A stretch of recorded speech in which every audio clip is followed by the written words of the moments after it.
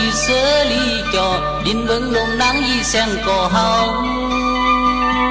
เป็นปล่อยเป็นลามกูปีคือมีลองตางไล่ขี้ไม้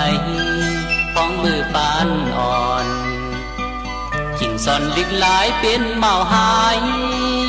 สายแม่มีสุขโดโลลินที่พังหกพังแห่บ้านสัตว์เป็นคนก่อนแหลเมือง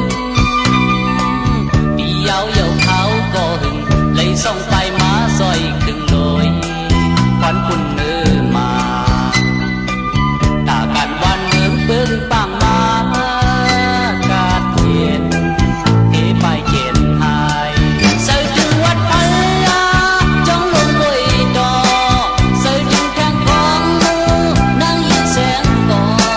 เสือจึงตีห้องเห็นเขาสอนปีญา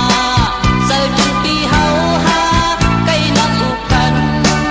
แต่เราไม่สามสาโทปับวางเยานั่งซ้อยิ้มกันลาดความหักอ่อนเฮาสู้กันเดกันเทียนวันหนึ่งอยู่เดเลยแขวขึ้นยิ้มกันอยู่